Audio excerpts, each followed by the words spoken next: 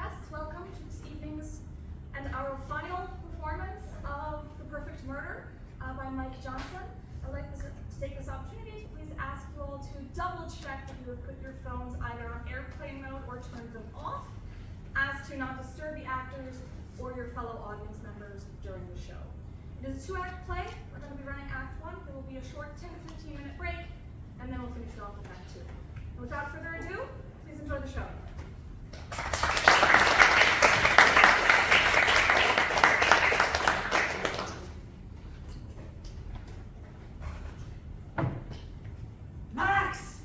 Max, where the hell are you? I was lighting the citronella candles, sir. Does that stink really keep the mosquitoes away? It sure keep me away. Damn it. Keep those commentaries to yourself. If the others had... But they didn't, sir. Quick, they're coming. Get those brandies poured. I'd better pour doubles. They have to last till I come back. These people do not drink brandy the way you do. They sip and savor it. But to be on the, safe side, sir. Fine. Doubles. As you say, sir.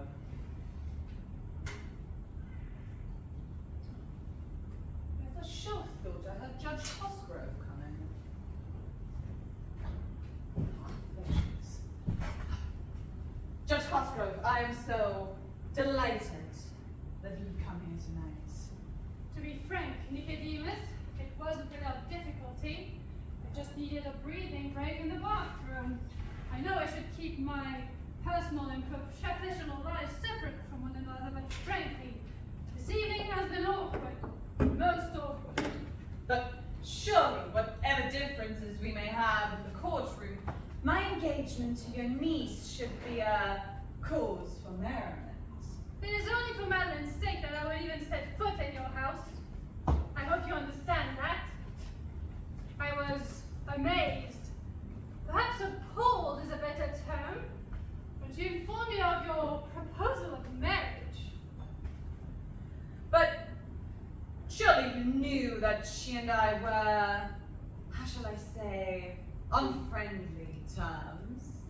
Oh, I'm not saying I was surprised at her choice of life partner. You do have a rakish charm, Nicodemus. But my main concern for Madeline is how her future husband means to support her. But Judge Cosgrove, surely under the I have thought circumstances... about it quite a lot. I could not bring myself to believe my own suspicions in your motives in making this arrangement. Judge Cosgrove, surely you aren't implying that my engagement to your niece could be motivated by anything other than deep devotion. If you mean that I wonder if you are trying to use my love for Madeline as a sort of buffer against my professional duty, well, yes, I did. And I still do. Brandy. Yes. Thank you, Stanley. And that's another thing. You hiring this man as your personal servant. I was quite taken by it, to be honest. I didn't think you were much inclined towards matters of social rehabilitation. Yet, even so. Yes. This coming Monday, I still intend to see about arranging your disbarment. Oh, but Judge Cosgrove... The information I have acquired about your methods, it will all have to be turned over to the proper authorities. I have a conscience, and it leaves me no other choice. It will go hard on Madeline, you know. She may bitterly resent your actions. I know. The situation is intolerable. But there is the matter of truth and justice to be considered. A man who would bribe witnesses to falsify their testimony. A man who would conceal vital evidence. Honestly, Nicodemus, is there anything you wouldn't stoop to doing just to keep winning your cases. I have denied all of your accusations. Madeline certainly doesn't believe them. When I present my incontrovertible evidence on Monday, she'll have no other choice. And she'll probably hate your guts for doing so. But that cannot be helped. Madeline has lived with me since she was a child, and I love her as dearly as if she were my own daughter. But you, Nicodemus, Charlie, are nothing but a first-class scoundrel. And if she chooses to marry you, well, I shall be heartbroken about it, of course. But there is a matter of truth and justice to be considered. I have to live with myself. If you proceed with disbarment proceedings against me, you will most certainly have to live with yourself. Marry me or not, Madeline certainly won't continue to live with you. I have considered that possibility and accepted it. What Madeline must do, she must do. And what I must do, Oh, we all have things that go quite beyond personal choice. There is a certain inevitability to some courses of action that quite precludes freedom of option. do you know? That almost sounds like a threat. Why threat, Your Honor? What action could I possibly undertake to change your mind? Even so, for Madeline's sake, I'll drop the topic for the evening. Nicodemus, that dinner was terrific. And this house of yours? Don't be jealous, darling. Not all lawyers can have millionaire clients. As a public servant, I don't fit the category at all. It doesn't seem fair, you working for a straight salary instead of a commission base. Well, it is rather paradoxical. The cause of justice has nothing to do with fairness. There's no shame in being a public servant, Grace. Yeah, tell that to my creditors. Nico, Yes, my darling. after we're married and I come to live in this house, will that man, Stanley Merks, be staying on? What an odd thing to ask. Do you have some sort of objection to him? Not personally, you understand, but his background.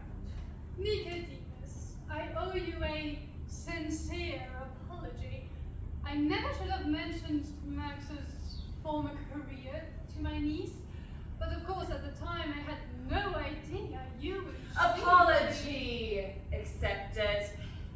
I had a few trepidations myself when I first took him on, but he has become quite invaluable to me.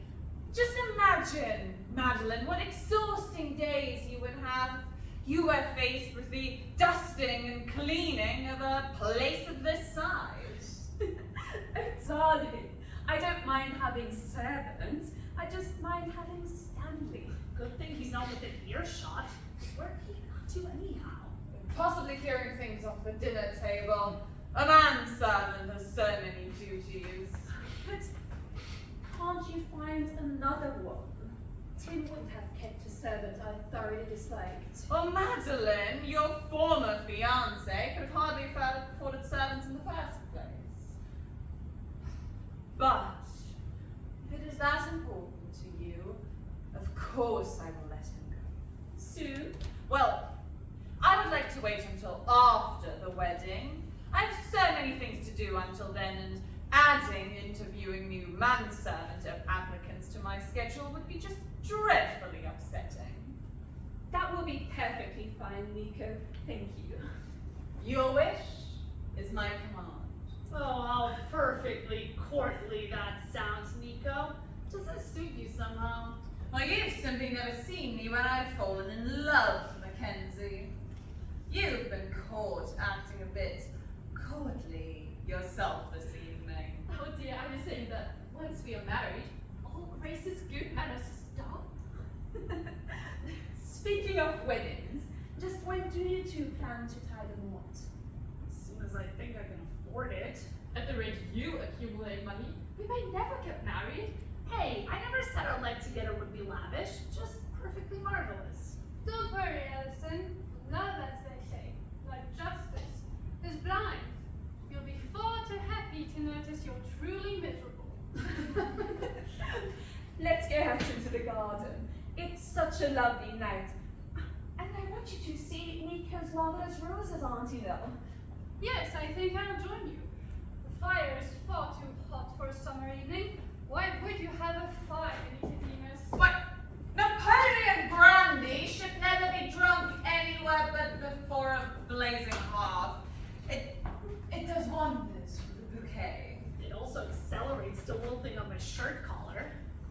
Grace, aren't you interested in those flowers? Oh, well, there's plenty of them on that table over there. Plus, I prefer to do my drinking away from the mosquitoes. Grace, darling, if I am brave enough to go out there with these bare shoulders, the least you can do is come along with me and help me sweat. What, lay violent palms on the woman that I adore? Now that would be far from courtly. Oh, so much to chivalry. A maid expects tonight's to slay dragons in her defense, and then finds she won't even face up to a mosquito. There is honor in facing a fire-breathing monster. There is none in swatting. If I see a dragon out there, I'm getting me a new knight.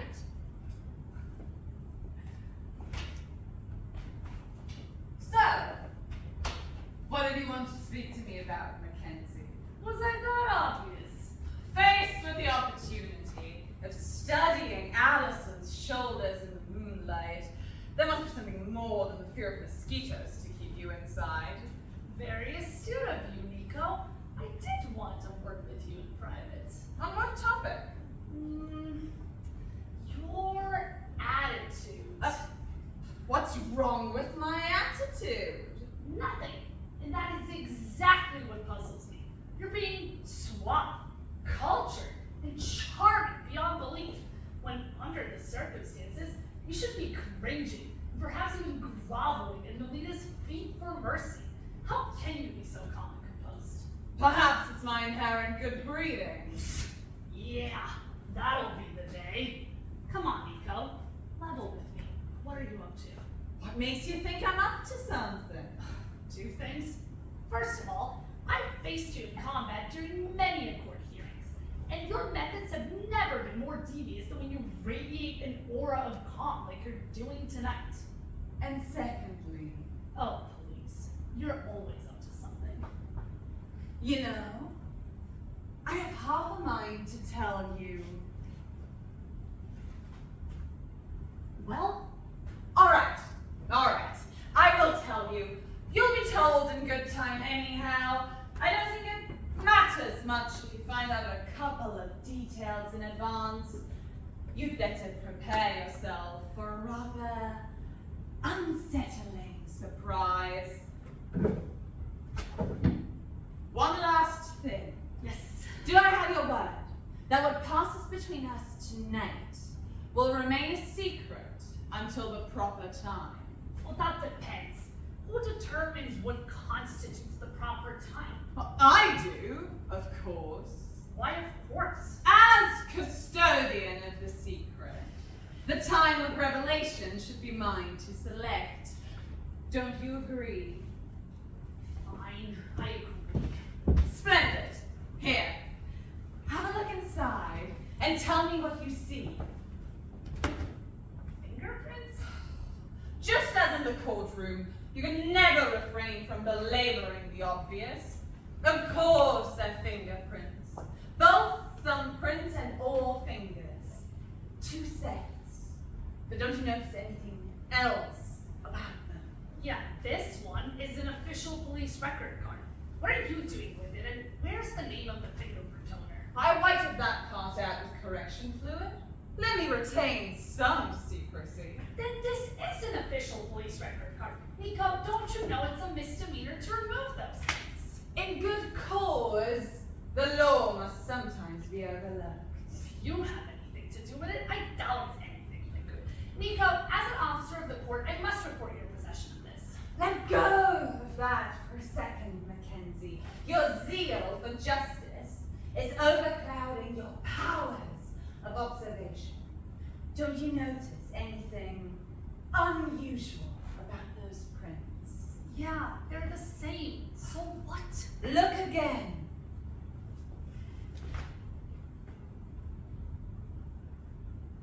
My mistake, they're not the same, but two of the prints. The thumb and the ring finger of the right hand. Yeah, those two are identical, but none of the other ones. I don't understand. Do you have any idea of the stunning potential of what you're holding in your hands right now? Can't really say that I do. I mean, obviously, you've commingled fingerprints from different individuals, but for what possible purpose? Mackenzie! Mackenzie, must you bumble through life with an eternally fettered mind? Don't you ever experience the flash of inspiration? Only a truly and boringly unimaginative mind would say it was obviously a commingling of prints on paper. Has it occurred to you what would be the consequences if this were not a commingling of prints? Two from the police file inserted amongst the prints of some other person or person. Do you expect me to believe that these are the fingerprints of only two people? That is exactly what I'm asking you to believe. That's impossible. Why? Because no two people can have the same fingerprints? The odds against something like that would be astronomical. I would hardly call 3 and 1 astronomical odds, Mackenzie. 3 to 1. What are you talking about? Back in the year 1901, it was estimated that the chances for duplication of fingerprints was approximately 1,600 million to 1. 1,600 million fingerprints could have totally individual worlds and riches and angles, with no duplication at all likely. And so, My dear benighted woman, back in the year 1901, the population of this planet was less than 2 billion. Today, it's in excess of 5 billion. Yet, the chances for duplication of fingerprints remains the same. Statistically, that means that every living fingerprint in existence has at least 2 identical fingerprints in existence someplace. well, yeah, perhaps on a purely statistical level, something like that might be possible. Is possible. Yeah, perhaps in theory. A theory! Mackenzie, I have just shown you proof of this so-called theory. Are you trying to tell me that Yes, and apparently in vain. Those are the prints of 2 different individuals living today, with 2 of them absolutely identical. Come on, that is nonsense. Trust me. Trust you! A man who is capable of faking evidence for the courts is more than capable of faking fingerprints. Oh, use your head, Mackenzie. Why would I fake these fingerprints? Well, I don't know. Perhaps some more of your jittery, pokery grandstanding to impress gullible jurors. I can hardly impress a jury with 2 pieces of paper whose contents might be faked. But if I were to produce those people in court, have their fingerprints taken right then and there, and show those prints to the jury, But you couldn't. up until this moment, I had no idea how stone-headed a woman. Those are the prints of 2 different people living today, and I can produce them in a court of law anytime I so choose. Hey, that was an official police document in there. What are you doing? There's only your word against mine that I ever had these in the first place. I only had them on hand because I wanted to study them more carefully under a magnifying glass.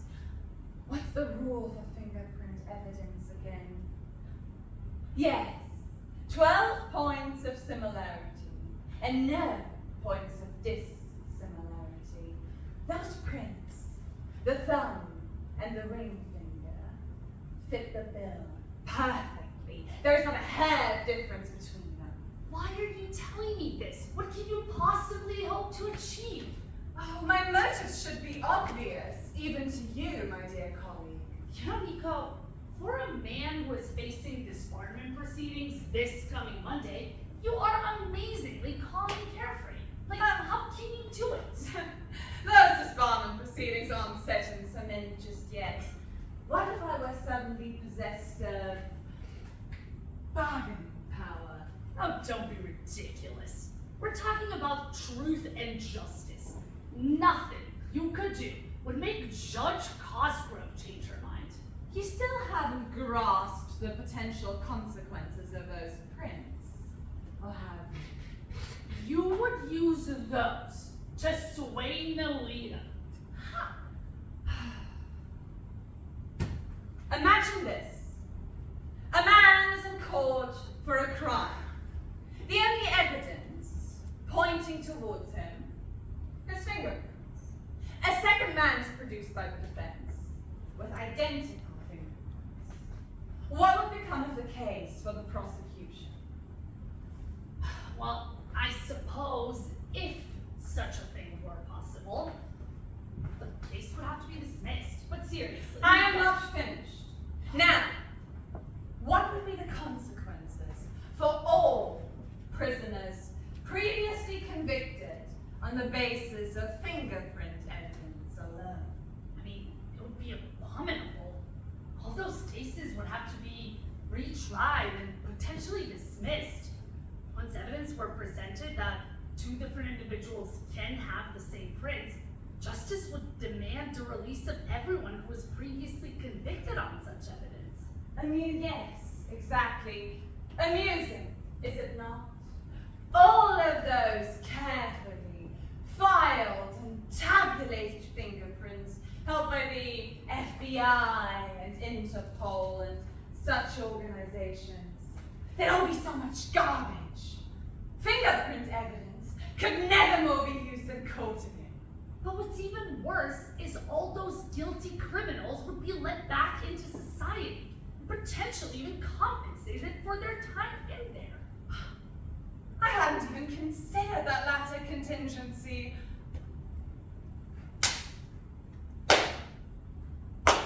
Bravo, Mackenzie. You're not as stone-headed as I'd earlier implied. Not only would the law have to flood the streets with felons, it would also have to compensate them for whatever time of their sentence they'd already served. I love it. Nicodemus Braddock, you are a very sick man. A very dangerous man. A very secure man. Because faced with the option of having society inundated with unknown numbers of the criminal element, an option whose potential I alone control, how do you think Nolita would feel about those disbarment proceedings then? That is extortion. Preventing a jurist from performing her duty? Oh, that's putting it rather harshly. I would simply ask her to reconsider her choice. You can't make a case for extortion out of that. I can't believe this is possible. Such a crime against justice is an abomination. And you would do it, wouldn't you? Anything to further your own ends. Only if Judge Cosgrove refuses to reconsider my disbarment. And, I suspect, weighing one abomination against the other. My security in my career against the danger to the public at large. Well, I would simply be the lesser of two evils. You are a sociopathic monster. I should never come here tonight. Oh, but you had no choice now, did you? My engagement to Madeline, who's your own fiance's very best friend. Naturally, Allison would expect you to come here tonight, which you did. You love manipulating people, don't you? I became a defense attorney in the first place. To take a case, to twist it and distort it, to maneuver the jury's mind into a state of total confusion, to exonerate my client, innocent or not. There is no greater feeling of power in existence. Before I came here tonight, I thought you were a man with no conscience. Now I know it for a fact. But you won't expose me. You can't. Not without making unfounded statements. Actionable statements. How delightful. If I were to have to bring you, of all people, to trial for slander. And I've been at trial too, you know. Now, shall we rejoin the ladies? You heartless monster! I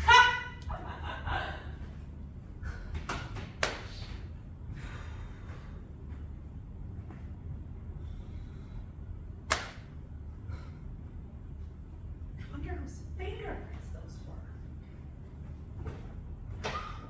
Nicko? You just missed him, Madeline. He went into the garden. It is an amazingly labyrinthine place. Much as I dislike that man, Merx, I must admit he has a fine hand for flowers. Merx was some sort of a gardener, worked in a flower nursery or something. I can't see how Nicko saved him from conviction. I've never seen a man who was so obviously the criminal type. You mean Merx or Nicko? Oh, Grace, what a thing to say. I mean, it's not entirely far-fetched, Madeline. Your aunt does plan on instituting disbarment proceedings against him this coming Monday. That's nonsense. Nicko told me so. It's just Auntie No's way of being overprotective. But once she knows that my mind is made up about marrying him, she'll surely stop pretending. Pretending? Who told you that? Nicko, I suppose? She is just pretending, I'm certain. After all, what loving aunt would deprive her niece's fiancé of a means to support her after the wedding? Madeline, I'm not denying your aunt's love for you, but I'm also solidly aware of her devotion to duty. And what of her duty to me? No, Grace, this is just a ploy on her part to discourage our romance. I can understand her feelings, not wanting me to leave after all these years. But I'll be close by. Her home's not 10 minutes away. Everything will work out just fine. Believe me. Madeline, I do wish you looked at this level-headedly. I like you. I don't want to see you get hurt. And you won't. Now excuse me, I have to paddle my nose something terrible.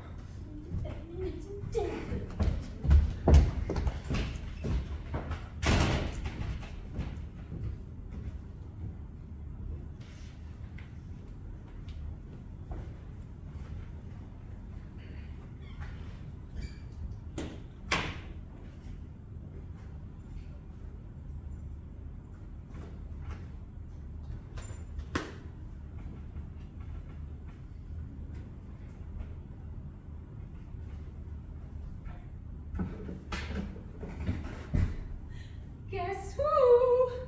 What were you being so furtive about just now? I feel I caught you in some unwholesome indiscretion.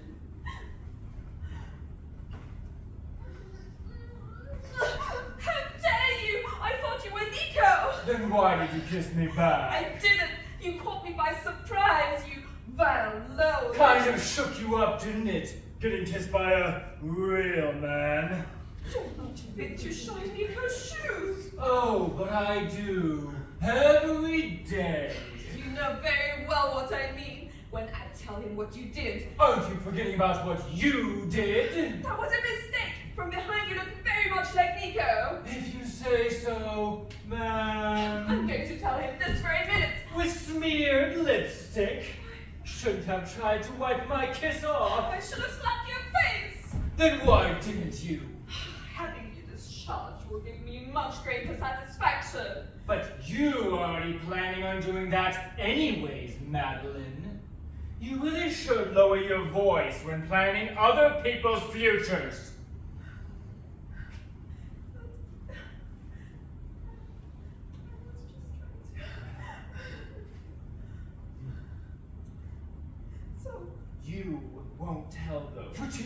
very good and sufficient reasons.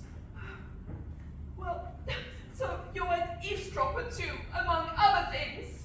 What other things? Is it my fault that your face is so eminently kissable? I can't believe this is happening. I just take some getting used to. You didn't struggle half so much this time. You vile, despicable. Oh, who are you trying to kid? You loved every second of it. When I tell Nicko. But you won't, for the aforementioned 2 very good and sufficient reasons. What reason? Firstly, no woman is truly upset at being found romantically irresistible. And secondly, If you make a scene about our, shall we say, brief liaison, it will only serve to add fuel to your aunt's fire. She's already sour on Nicodemus Braddock on principle. If she finds out that Nico's manservant is a hot-blooded punk, and that Nicko has no intention of discharging said manservant, why, that might just set her mind against the marriage forever. what are you saying? Nicko has already promised to discharge you. After the wedding, if I recall his words correctly. But see if he does. Of course, he will. I wouldn't bet on it. I have, how shall I put this, tenure of office. You must be out of your mind. Then tell him to discharge me tonight, immediately. See what happens. I wouldn't want to spoil the party with an ugly scene. Or upset your Auntie Nell. Excuse me.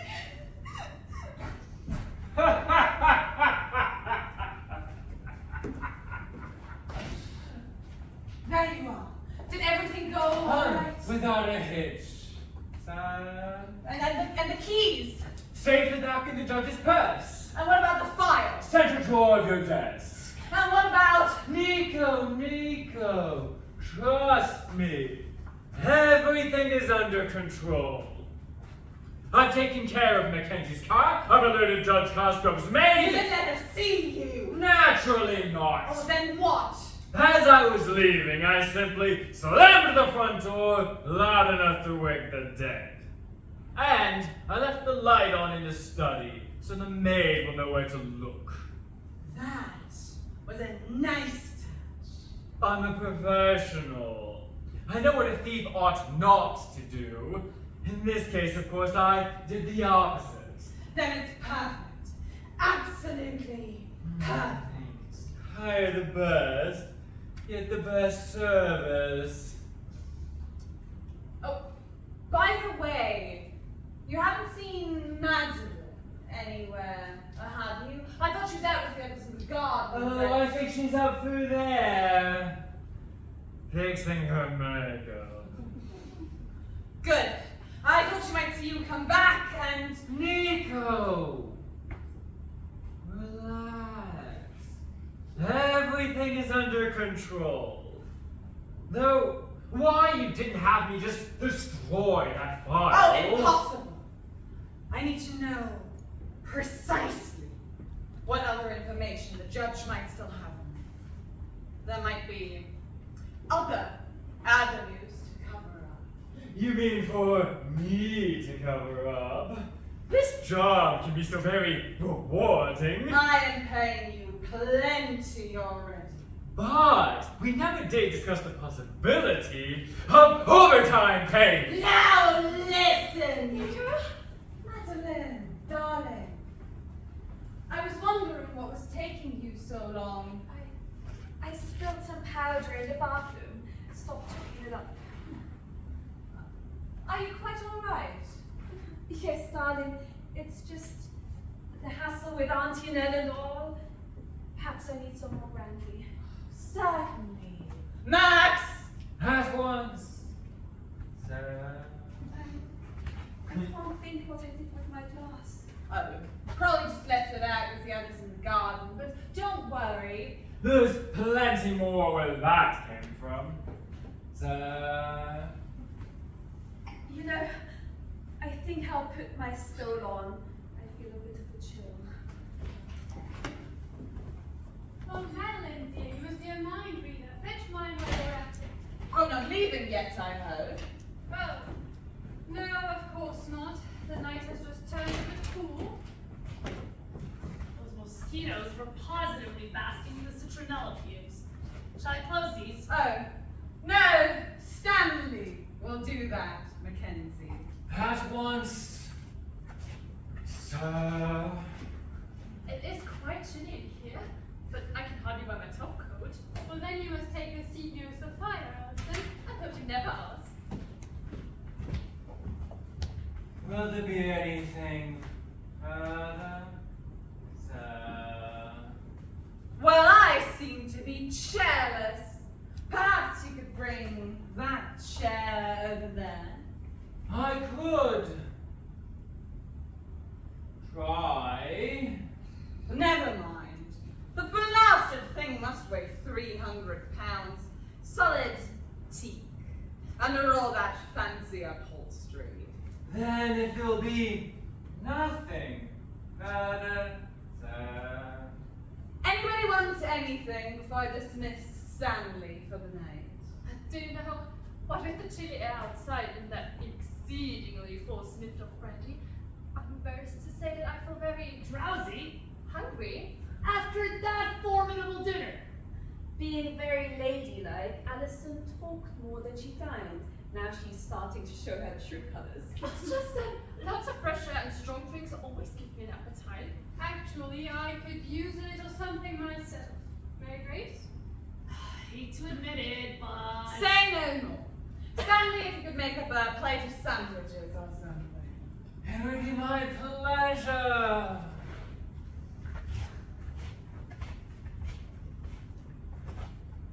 Sir.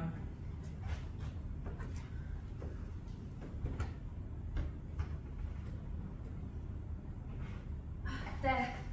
I'm starting to feel much warmer now. Almost a bit too warm. Well, darling, I'm not quite sure what I could do to tone down an open fire. Perhaps we were a bit hasty about closing the garden doors. Come on, Madeline, switch with me. I'd much rather be near Allison anyway. And I near Madeline. All works out splendidly, doesn't it? Unless I get too hot over here. Yeah, then you're gonna want us to switch. It's like a game of musical chairs without the music.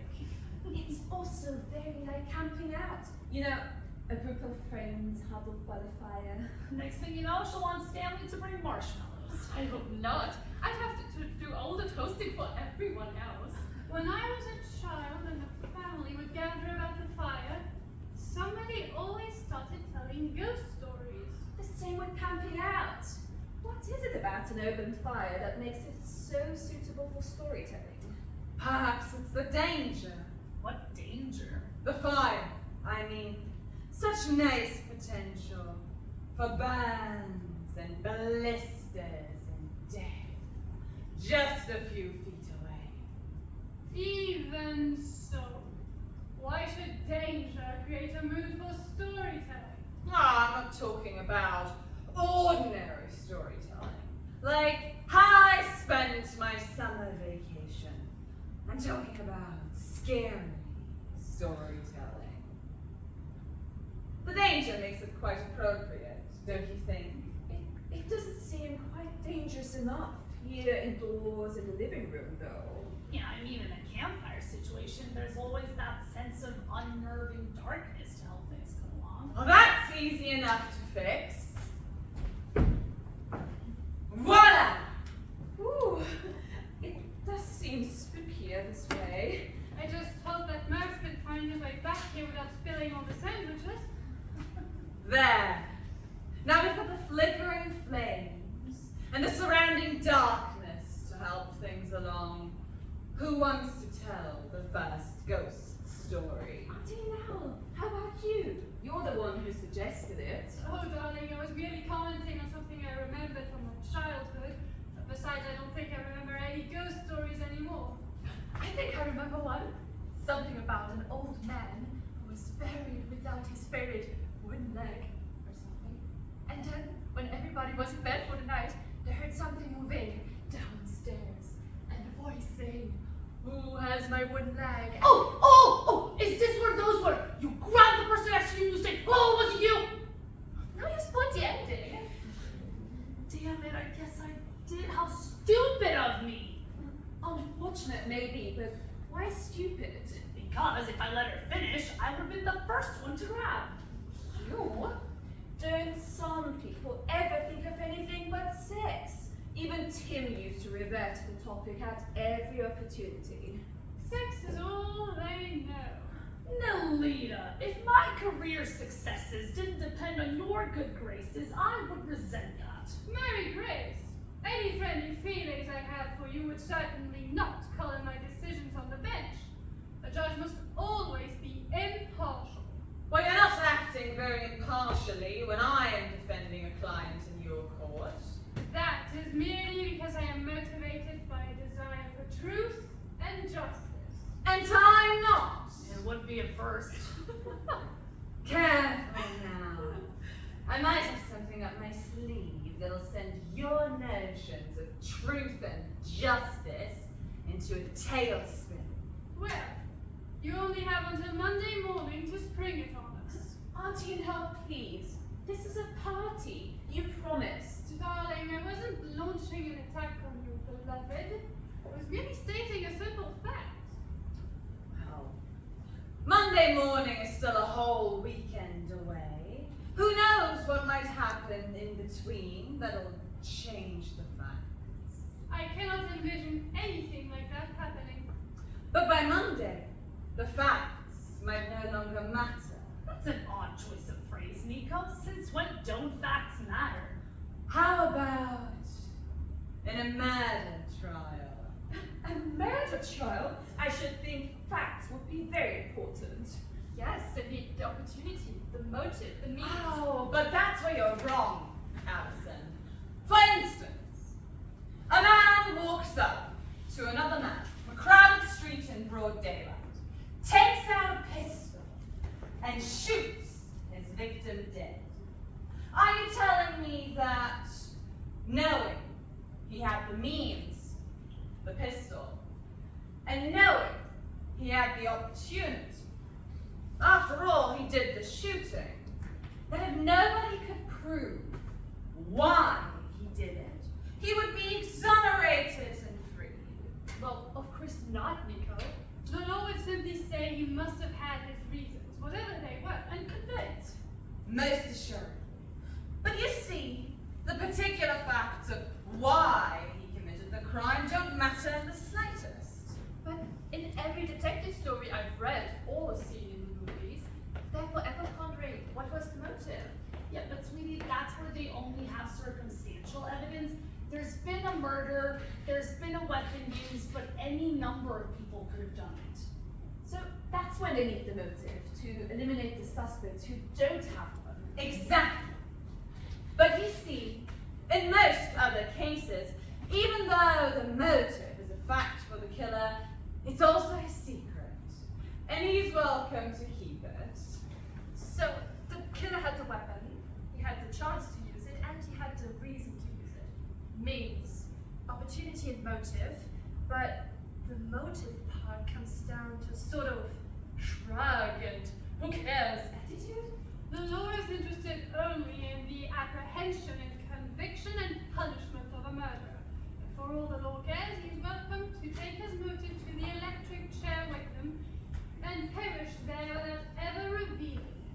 But you see now what I mean about this coming Monday?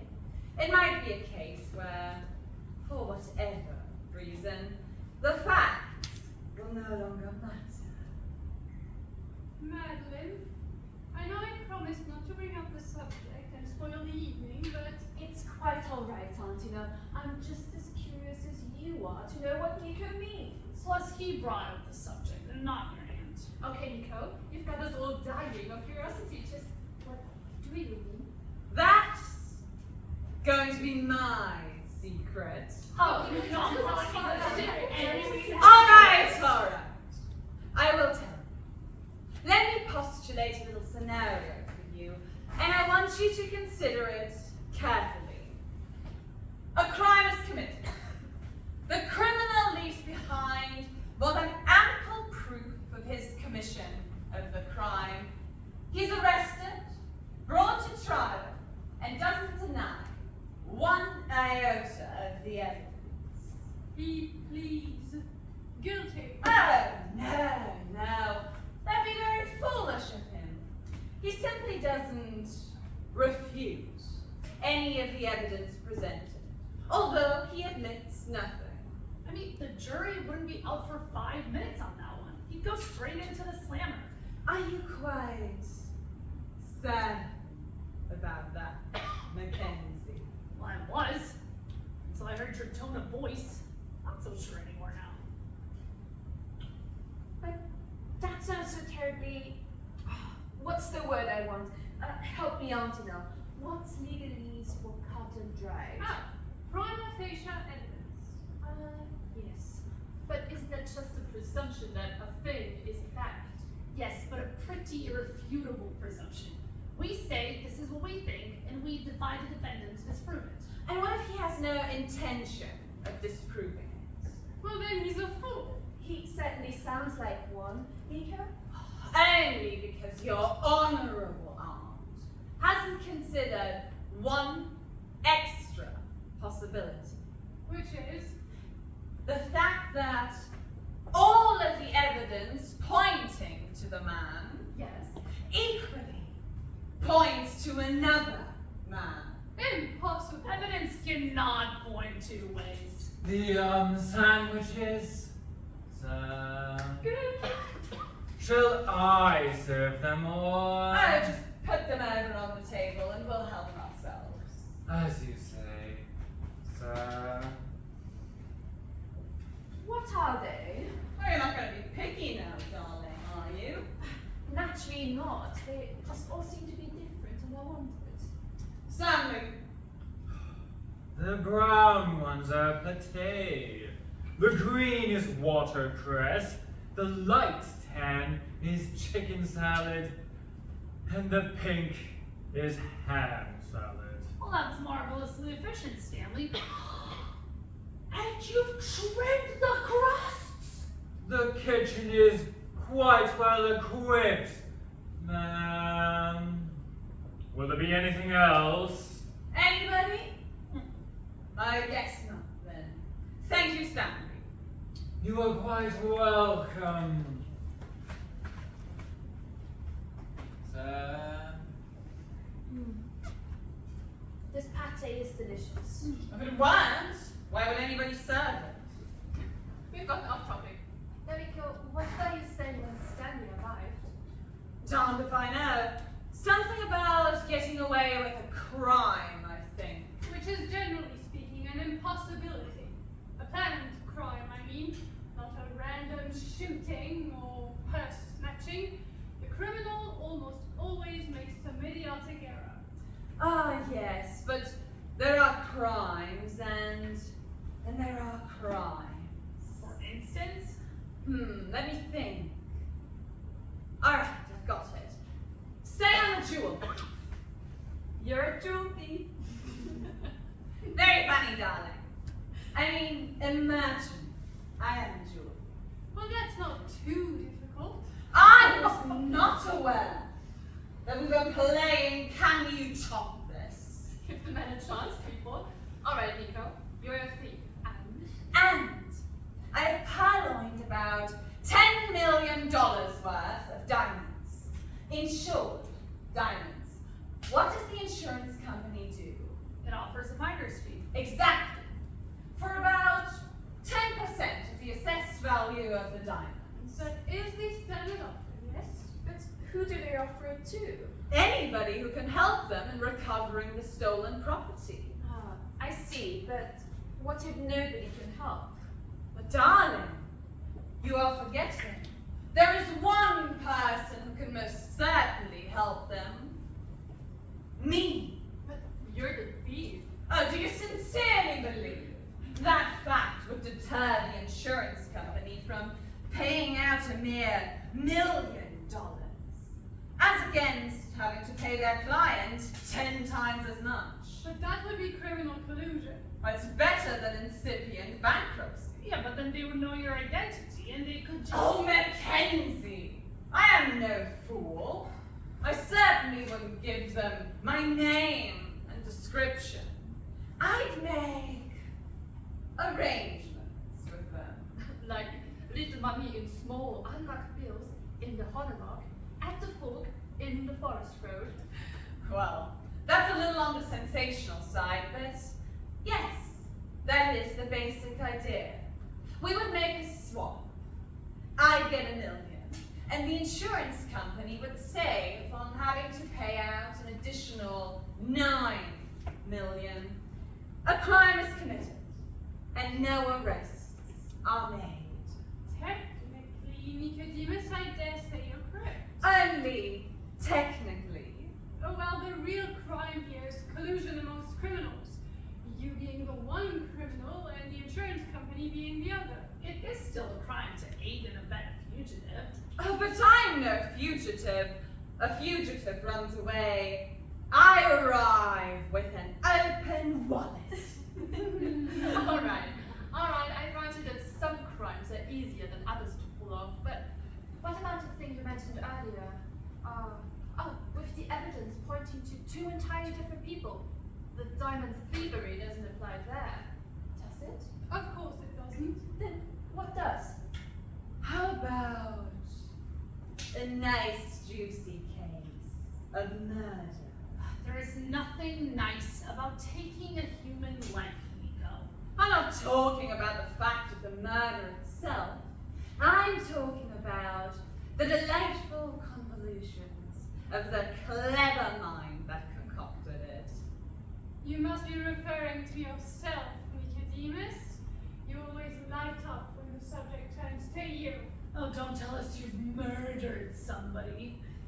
Nicko, I'll be reasonable, darling.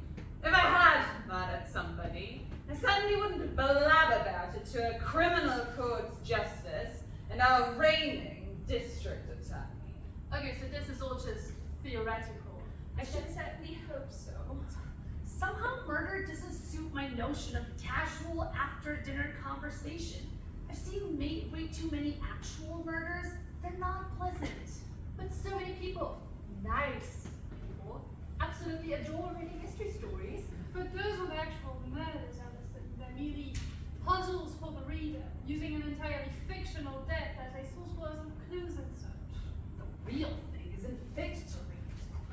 Blood, pain, and weeping widows, or children, or other survivors. Murderers in real life are monsters with queer and distorted personalities and nothing even approximating a conscience. They should all be squashed like bugs. Now, Mackenzie, is this your idea of casual after-dinner conversation? You are getting rather overboard, Grace. I mean, we're just talking. I guess I am kind of getting on my law and order soapbox. I'm sorry, honey. I didn't mean to come on so strong. It's sitting around the fireplace. That's what does it. Some primal throwback inside all of us to the times of cave people, I suspect.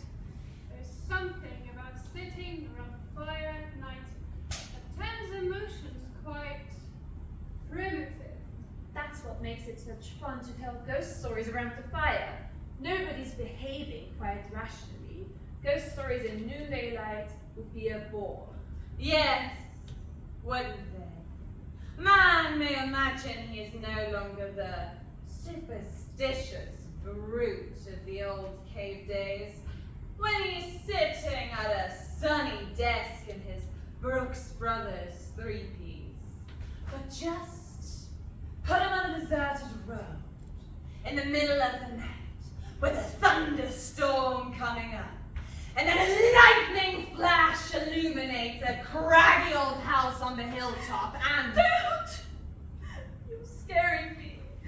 that's exactly what I'm talking about. But we weren't discussing primitive fears and ghost stories, now were we? No, we were discussing murder, or rather Nicko was. Should I stop? Oh no, please go on. I mean, we're all grown-ups and certainly can have a chat about grim effect tonight. Grace? Fine. Sorry I was such a grump, honey. I forgive you. This time. Go on, Nicko. Yes, I want to hear how you could commit a murder and not pay for it. Why, darling, are you planning one? Really, Auntie, no. I'm just interested in the theory. Sort of. I can't even think of anybody I'd want to murder. Well, then let me tell you my theory, darling. And if you do ever decide to bump somebody off, you're all set. Nicko, this conversation is becoming less and less pleasant.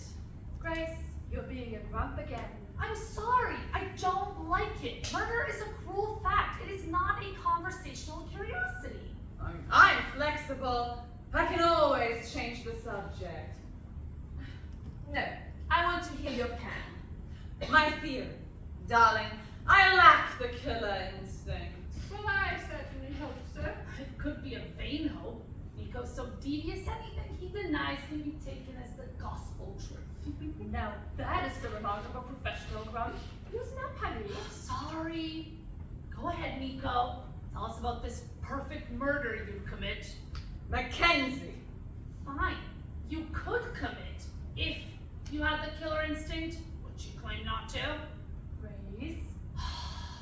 Just one last crump for the road. Go ahead, Nicko.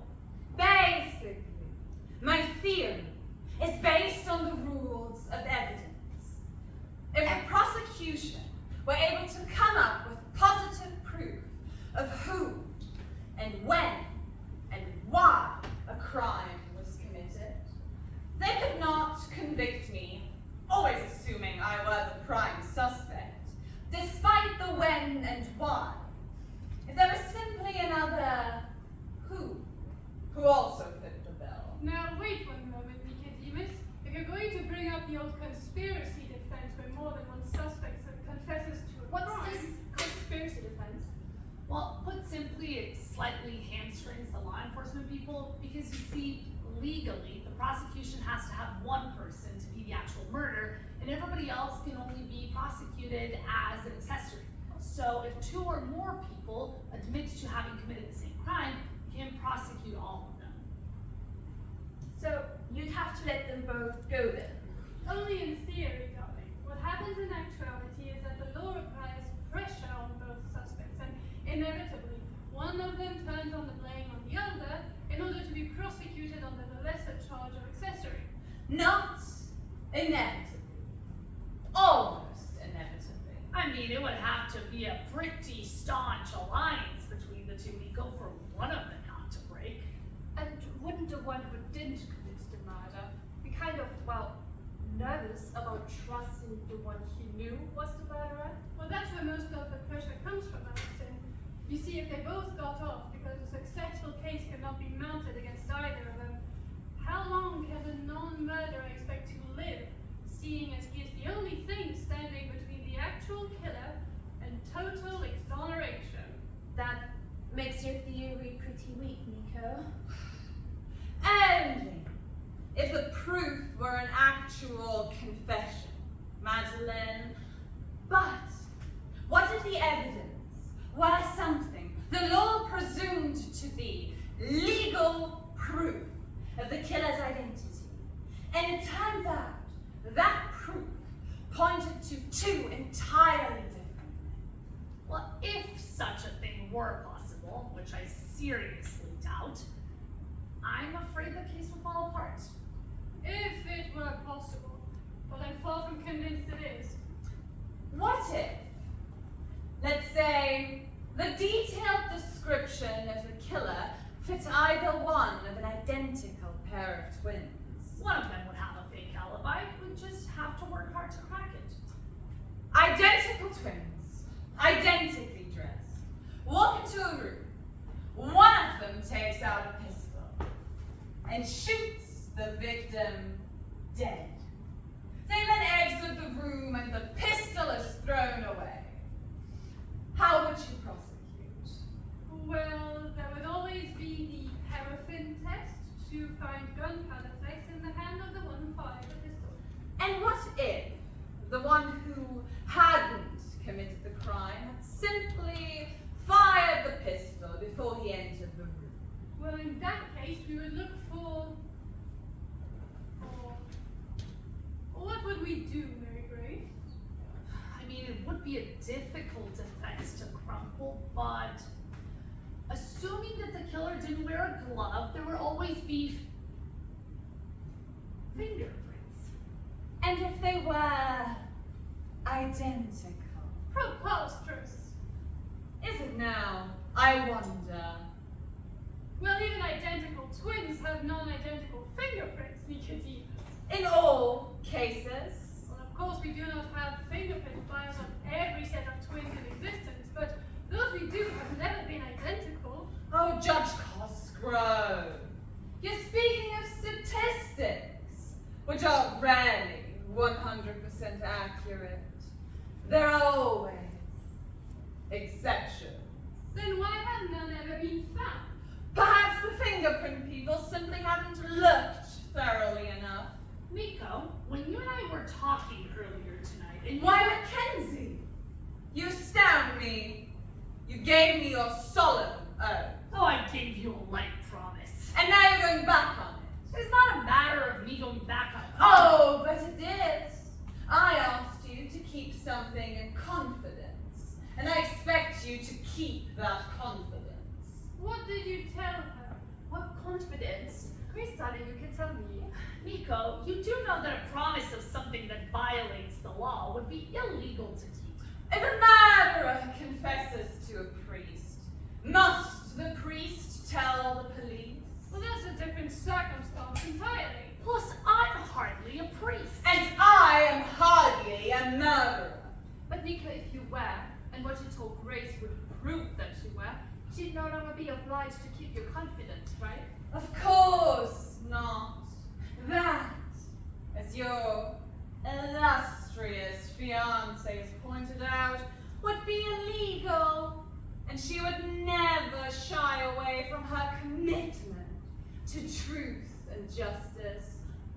Or would you? Now listen, Nicko. Coffee! Ma'am. Oh, yes. Thank you, Stanley. Never mind the coffee. I want to have this matter cleared up. Oh, but Mackenzie, I thought we had. I asked you to keep something a secret, and I expect you to keep that secret. Now, unless the matter of the legality of your silence arises, you, as a woman of your word, should be expected to keep it. Or am I wrong? Well, yes, but damn it, you can just go around and... Excuse me, I have to get that. Nicko, can't you answer it? Or must I pour my own coffee? Oh, really, Matthew? You think you wear Duchess or something? I'll pour you a cup. Braddock residence. Oh?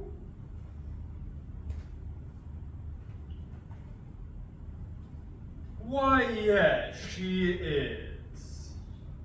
Certainly. Hold on a moment. Judge Cosgrove, it's for you. Me? But who in the world would call me here? The gentleman on the phone says he is a policeman. But what would the police want with Auntie Nell? Well, why don't I speak with them and find out?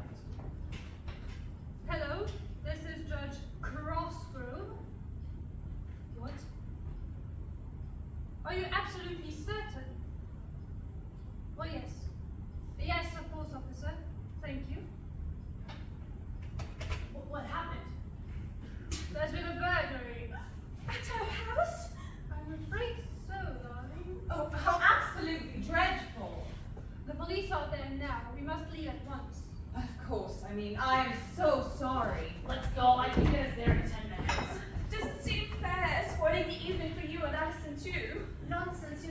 our support. Oh, I hope they didn't get my jewelry. Not that I have much of it. I don't think so, darling. Agnes says the safe wasn't touched. But can she be absolutely certain? I mean, it might have been opened and closed. What was taken? Jewels, purse, money, or do they know yet? They have no clue. Of course, there's been some disarrangement, but the police wouldn't know if anything were missing. Well, thank you for a pleasant evening, Nicodemus, but we must leave. Of course, I mean, under the circumstances. But you will call me, though, if you find out more. Of course, darling. The minute we know what's what, I'll be right on the phone. Sorry to be so abrupt, Nicko. Oh, don't worry about it. Drive safe. And maybe I should come with you, actually. Maybe in a half an hour or so. I expect things to be rather chaotic, but you're welcome shortly afterwards. Of course. Whatever you say. Goodbye, darling. Goodbye.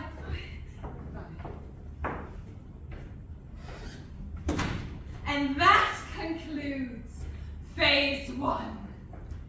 Perhaps not. As I was going to make sandwiches, I found Madeline's brandy snifter where she'd forgotten it. On the table in the hall there. But why would she leave it there? I mean, if she were standing in the hallway, I'd understand, but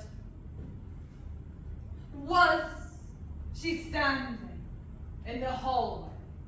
I didn't see her there, but that is the direction she came from shortly after my return. She didn't see you replacing the key in the purse, I hope. No, I don't think so. I was facing the hallway at the time, yes, but, shortly afterwards, as I was placing that file in your desk, I had my back towards the area. She might have seen, I don't know. But if she did see you, why didn't she say something about it? Why? Oh, well, perhaps she was too distracted to mention it. Distracted? By what? She mistook me for you, Nicko. Came up behind me and I don't have the precise word for it. Proceeded to flirt a little bit. What are you saying? We had ourselves a merry moment or two until she realized she had the wrong man. By that time, of course, she was far too mortified to think about things like tables and desks. Damn it, if she did see you after all. That'll be Mackenzie. Do I proceed with the plan or not? I don't know. No. Wait. Yes. Of course you must proceed. Damn it. That Monday morning despondent is bearing down on me like an express train. I have no choice but to go ahead as planned now. You better get the door. Here goes nothing.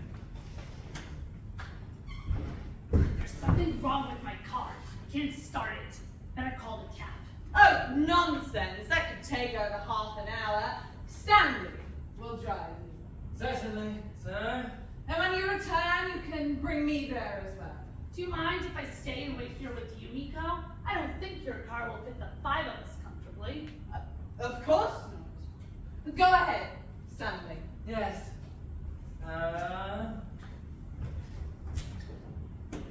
And now, I think you and I should have an uninterrupted talk. Why? What about, Mackenzie? Oh, I think you know. Give me a hint. Let's stop this stupid gameplay, Nicko. You're up to something, and all my instincts tell me it's something very unpleasant.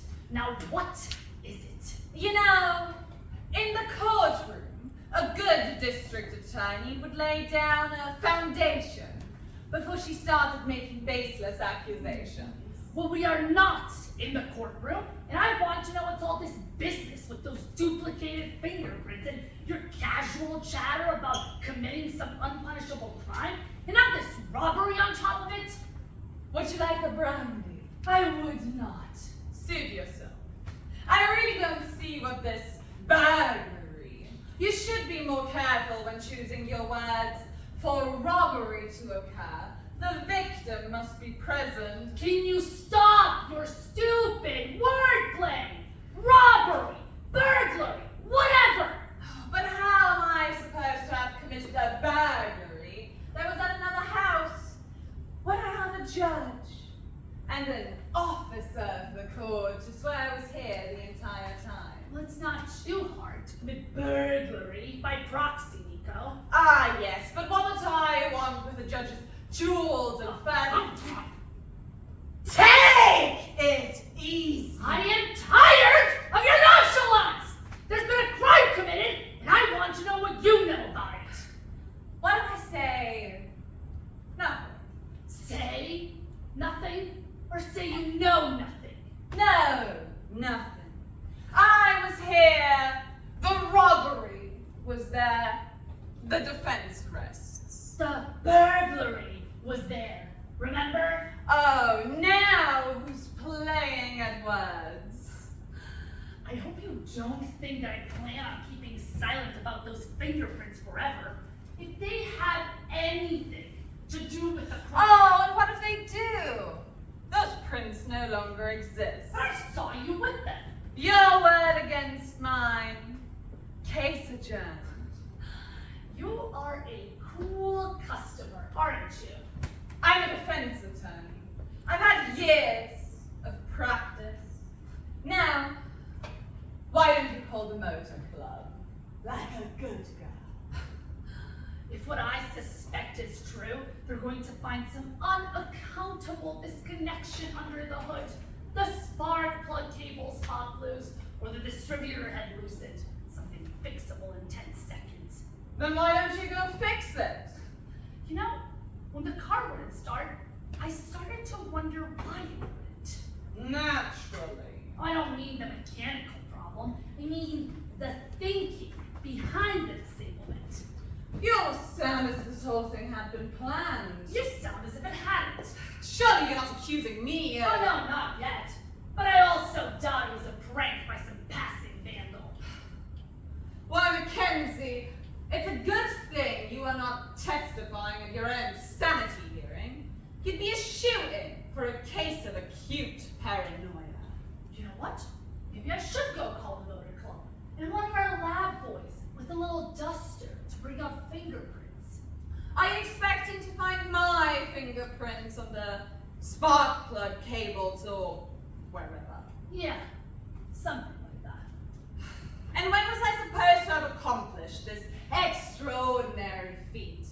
I have not exited through that door since you arrived. Since you arrived in a perfectly functioning car. I wasn't with you every second of the evening. But somebody was always with me. Now how can you possibly be so certain of that so quickly?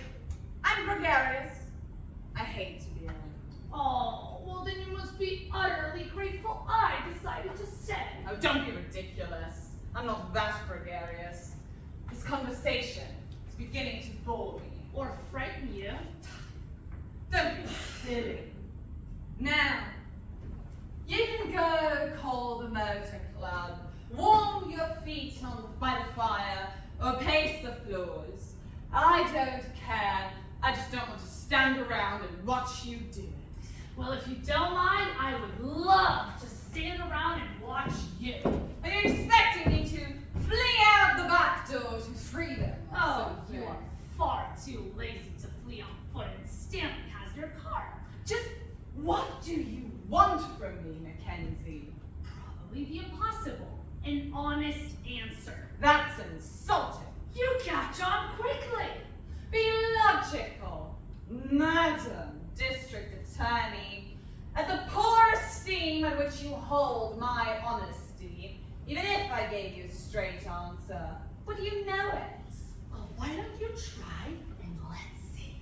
Mackenzie, would you mind not leaning on that? That is a priceless antique.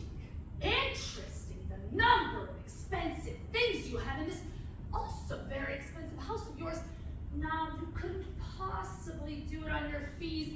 You must have an amazing line of credit. it. Mackenzie, the desk, if you don't mind. Is there something about the desk that I'm not supposed to notice? Only your fingerprints on the varnish. Interesting. The conversation keeps going back to fingerprints. This conversation is at an end. Now, I intend to finish the rest of this brandy in the bathroom. Surely you don't intend to follow me there. Now listen, Nicko, I will follow you wherever. That must be Allison. I told her to call when they arrived. Can I answer my own phone? Oh, Nicko, I thought you left menial tasks like those to servants. Hello? No, this is Grace Mackenzie, officer. What? Say that again. Yes. Yes, of course. Do you know the address? Good. That was the police again. At Judge Cosgrove's home. They're sending a squad car for me. Couldn't wait for Stanley to come back and get you. I'm afraid not. There's been another crime, a much more serious crime, a stabbing. A fatal stabbing. Unfortunately, yes.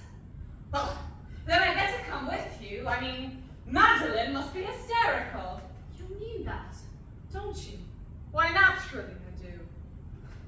You know, Nicko, for the first time this evening, I feel like you're being perfectly honest with me. I may even owe you a profound apology. I don't follow your logic at all, Mackenzie. I mean, I merely reacted with the likely assumption that Madeline would be having a nervous fit. Why should my compassionate urge to rush to comfort my own fiancé suddenly flood you with a conviction that I am an honest man? Because, Nicko, you're obviously sincere in haste to rush to Madeline's assistance. It proves to me that whatever I might have suspected before, you truly know nothing of what's happened at Judge Cosgrove's home. I must have lost the thread someplace. I mean, just because I suggested something humane doesn't tie in with the abolition of your earlier accusations now, does it? I'm afraid it does, Nicko. You so clearly don't know what's happened over there that I have no other options than to be completely sold on your non-involvement in it. You are speaking in riddles, Mackenzie, and you're wasting precious time. Come on, let's head outside and wait for that squad car. I mean, you saw just a scary story at the fireplace make almost a basket case out of poor Madeline. Heaven knows how she'll react to an actual murder inside of her home. But Nicko, you see, Madeline won't be reacting the way you think she will. It was Madeline who was stabbed.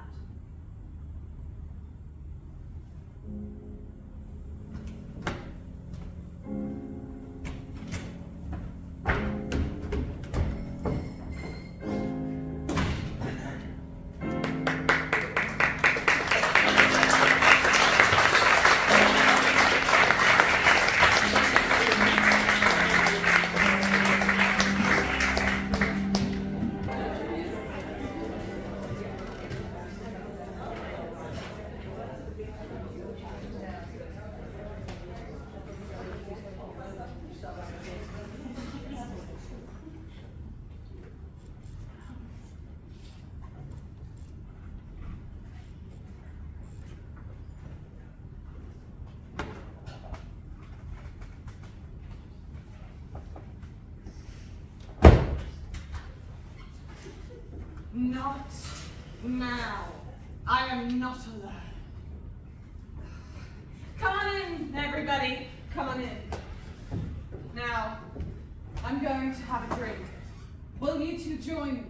Yeah, I could really use one. Me too. I still can't quite believe what's happened. Oh, Stanley, will you let that go? Just stop. I just finished, sir. Well, thank you. The hour is quite late. You should go to bed. If you won't be needing me further, sir? No, not tonight. We just want to talk. Undisturbed. I understand.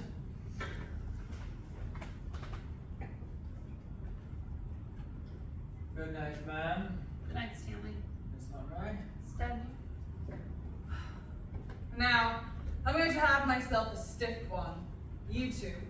Yeah, I think the occasion more than warrants it. The fire's still burning. I'm surprised it hasn't gone out by now. Oh, Stanley probably put on another log when he came back. Hey, Thank you, Nicko. I still can't make heads nor tails out of anything that's happened. It just doesn't make sense. especially with the police still on the premises. I mean, if it was the burglar, what was he still doing then? I don't think it was. Agnes heard the front door slam after him. Which is likewise puzzling.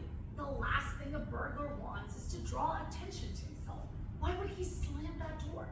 Perhaps it had a stiff latch. You know, the kind you have to pull hard to make catch when you're leaving the house.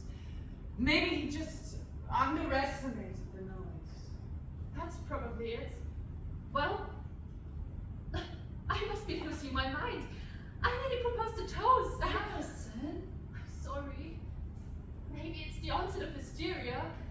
All night long since Madeline died, I felt nothing but numb. I didn't even weep. It'll come, and when it does, don't hold it back. It's like seeing things in a dream, isn't it? I mean, my mind tells me I should be raging and shouting in anger at what's happened, but my emotions just kind of lie there and do nothing. It's like I said earlier this evening. Murder is not a pleasant diversion. I think I want to go out into the garden. Something about being indoors. I feel stifled, trapped. Be my guest. I will stay inside, though. I could use a moment to myself. Only natural. I'll go with you, Allison. Unless you want to go alone. No, please come with me, Grace. I don't want to be alone.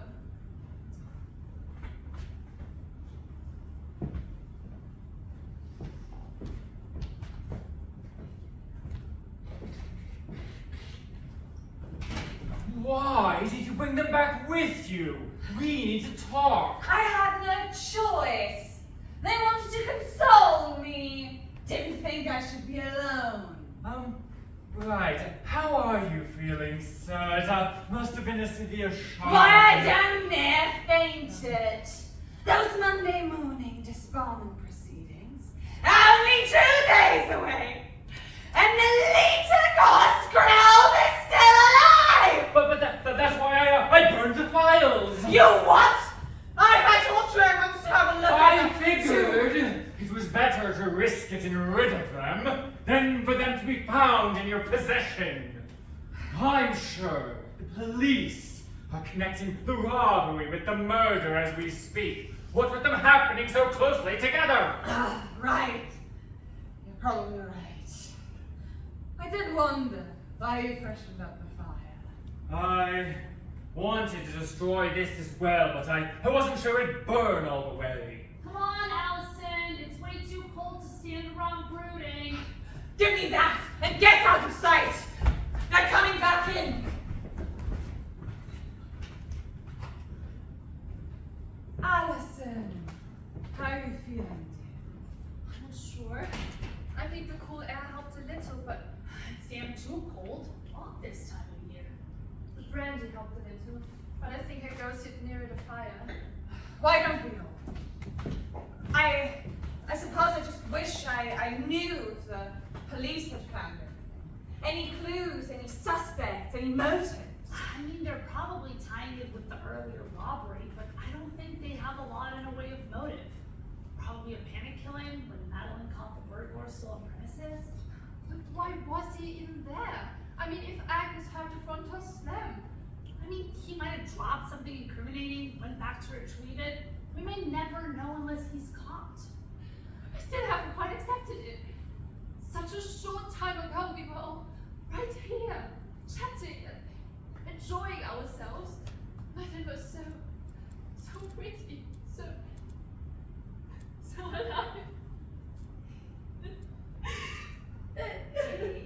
Here's this. It'll help.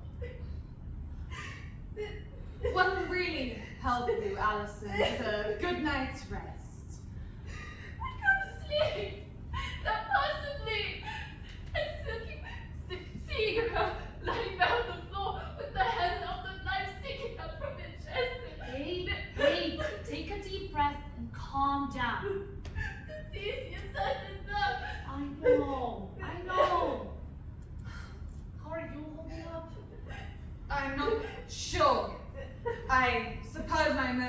just in a daze and not sure how to manifest themselves yet.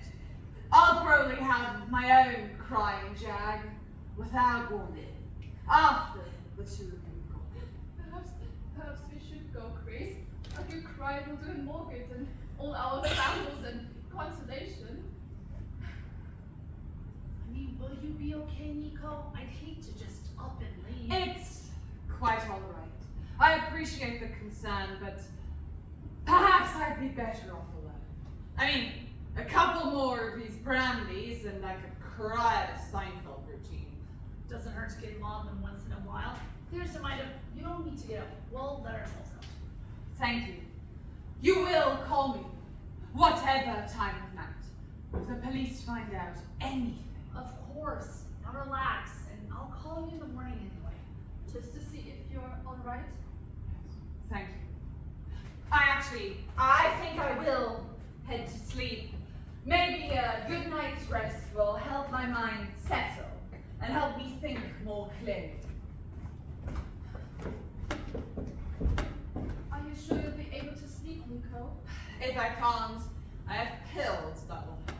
You want to be careful. You don't want to. Oh, don't worry. I have no intention of taking too many. I will not rest until the monster that killed Madeline is arrested and brought to trial. Well, if you're sure. I am. Thank you, Alice. Good night, Nicko. Good night. Sleep well.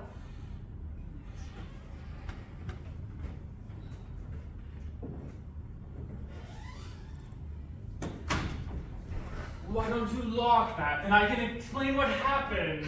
Not yet. It would sound too careful of me, given my supposed mood. I'll wait till I hear the card departing. Which car did they take? Mackenzie's is still disabled in the driveway. Lolita's.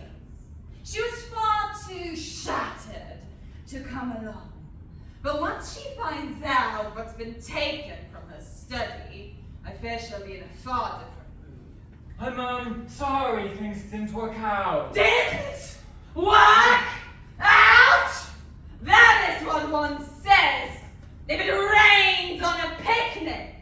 We are talking about an unmitigated disaster. I had to kill her. She knew. I suspected everything. What are you saying? How could you? Calm down, will you? And let me explain. All right. But this better be good. I planned the perfect murder. I set up the timing, the suspects, the clues, even the alibis. And then you go and murder the wrong victim. And save both our necks doing it. I'm going to have another brand. I could use another myself. Then get it yourself.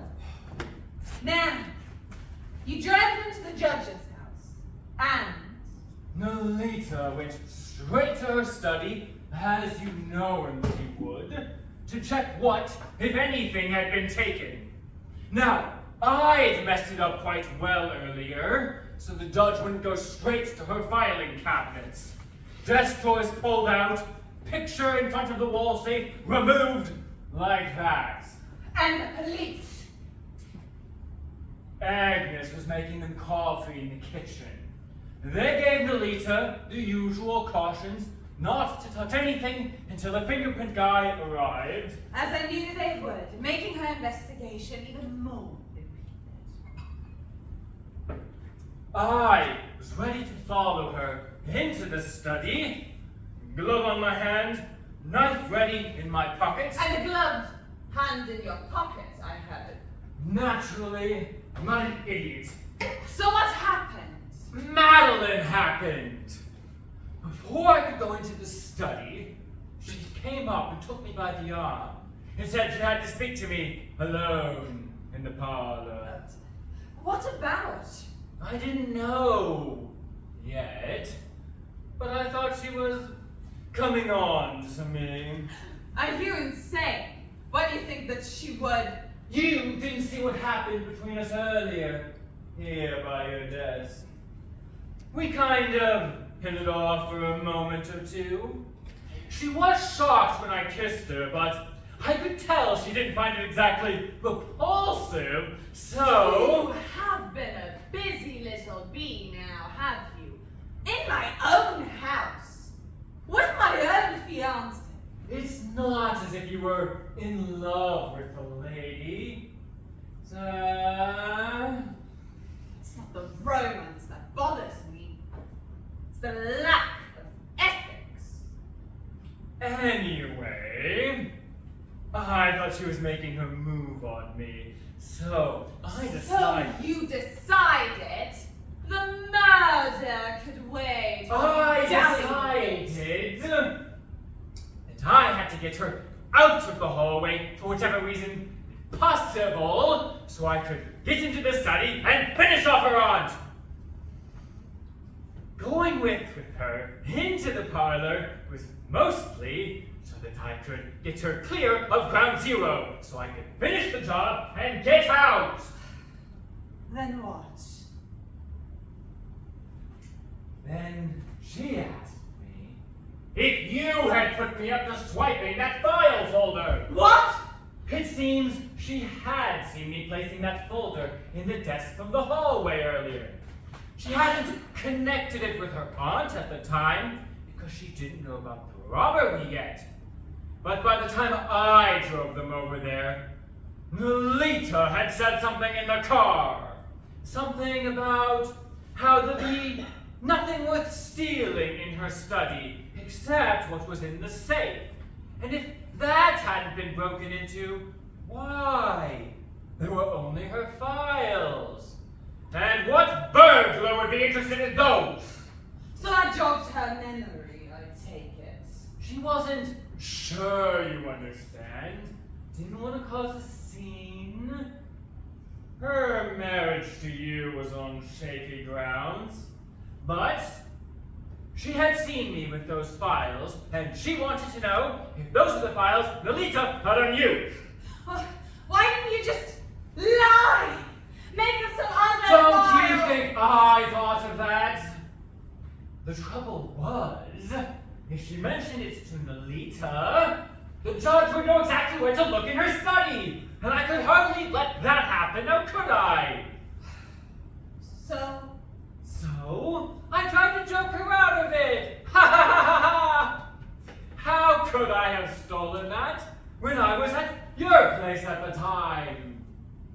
She wasn't that stupid.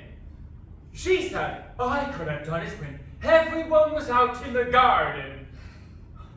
Which is when you did do it. Damn it. Madeline was smarter than she looked. This is all I have. This mess that Her fault? How do you figure? She had a fiancé when I met her. Some handsome young nobody she met sitting in on one of her aunt's court sessions. If she had stayed engaged to him, none of this would have happened. But you swept her off her feet. It wasn't too difficult. My fame, my social position, this house, this very nice money I was making, and I'm not too bad looking either. Plus, I rather liked her. Plus, being the nephew-in-law of the judge wouldn't hurt your career any.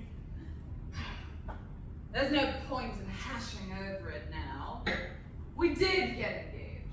And then Nolita found out about those extra legal things I'd been up to, and You decided to have a combination engagement party and a murder. to hell with it. Tell me why you killed Madeline. Well, I didn't mean to. She was getting angry, upset, talking too loud. I tried to calm her down. A dagger through the heart does that nice. Don't give me a break, Nicko. I tried the usual things. Urged her to be quiet. reached out and took her by the shoulders. With her gloved hand. I'd forgotten about that. Naturally, she asked, "What kind of glove is that?" I panicked. I tried to get my hand over her mouth to quiet her down, and then she started screaming. And no one heard. Not with my hand over her mouth, but I could hear her. And I knew if I removed my hand, she'd have the whole house down into the room. I had the knife out by that point. I only meant to threaten her with it, but then I realized I'd blown it. I'd have to explain the knife, the glove, and that file folder if I let her go, and I could hardly do that. So you killed her. What else could I have done? Nothing! Damn it, you had no choice. But what do we do now? Nalita will find that file missing. There's that trick fingerprint defense. You swore it would work. Oh, well, it'll have to work now. It's the only thing standing between us and a murder conviction. And for a wrong murder. So ironic. We almost laughed. Wasn't also totally terrifying.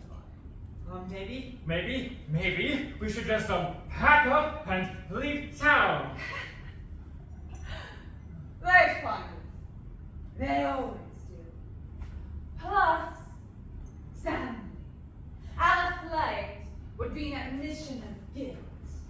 And that fingerprint defense only works if we both maintain our innocence. Then here's to your plan's success.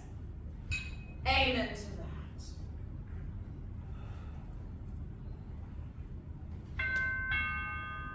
Who the hell could that be? I don't know, but we better not be found acting like drinking buddies. Give me that, let me get rid of it, and get the door. Hold on a minute. I could use all the fortification I can get.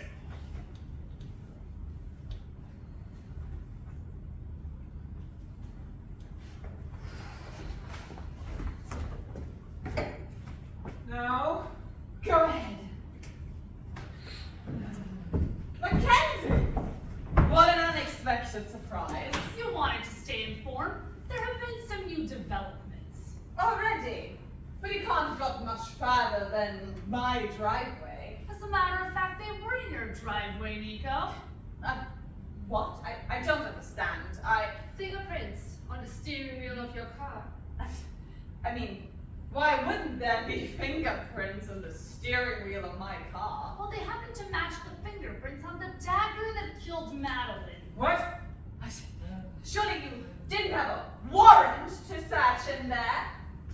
Oh, Nicko, I'm sure Nalita will be more than happy to provide her with one. After the fact. That's illegal. Oh, so is cold-blooded murder. Would you have objected to having your car searched? Of course not. Well, then there's no problem. It's there.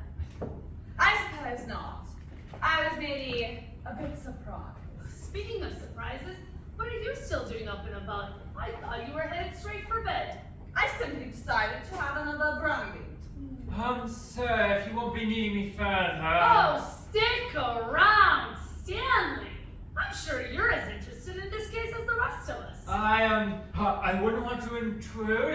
None of my business, really. Oh, but you really must stay. I'm sure Nalita will want to have a few words with you once she arrives. She's coming here. Tonight. But I thought, I mean, she was sort of distraught. Not too distraught to want her niece's killer captured. But why come here for that? Well, you see those fingerprints on the dagger that killed Madeline, on the steering wheel of your car, under the hood of my car. It all seems to point in this direction. But that must mean you suspect one of us? You could say that. Yes. Nicko! Be quiet, Stanley. They have nothing on us. No evidence. Really? Now how could you possibly know that, Nicko, unless you already knew what evidence there was? Which you couldn't know unless you had something to do with the crime. How about you come down here and join us, Stanley. And what if I don't? Well, then I might just have to insist. Do you have a license for that? Come on, down the stairs and over there, by the fire, where I can keep an eye on Now really, Mackenzie! you. You too, Nicko. Oh, over yeah. by the fire. Oh, you're joking. Am I? Just try it and see what happens. Alright. But I fully intend to have you in court for these high-handed tactics. Oh, you'll be in court, but I think you'll have more pressing matters to worry about then. Are you suggesting I had something to do with the events of tonight? Shall I tell you what I think happened tonight? Sure. You have nothing better to do.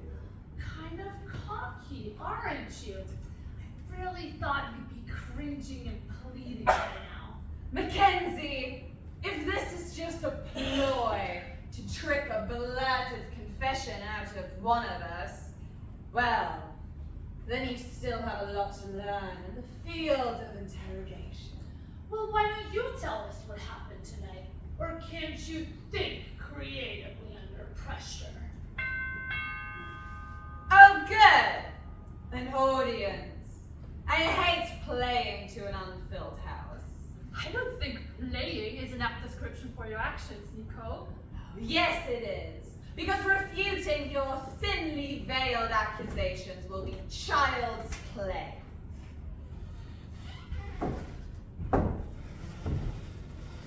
Hello, dear. Nice of you to assist us. Madam was my friend. I'd been happy if you hadn't asked. Ah! Judge Cosgrove. And her police escort. How nice. You'll pardon me if I don't rise. Well mannered to the bitter end, aren't you? I cannot find the words to describe my feelings for you. No, see here, everybody. Perhaps this is some kind of mistake. I seriously doubt that. Mackenzie, do you have any evidence that'll actually hold up in court? Because if you don't, I will be heading to bed. Nicko, do you know which fingerprints were found on the dagger? How could I? There were only two, the thumb and the ring finger. Bravo!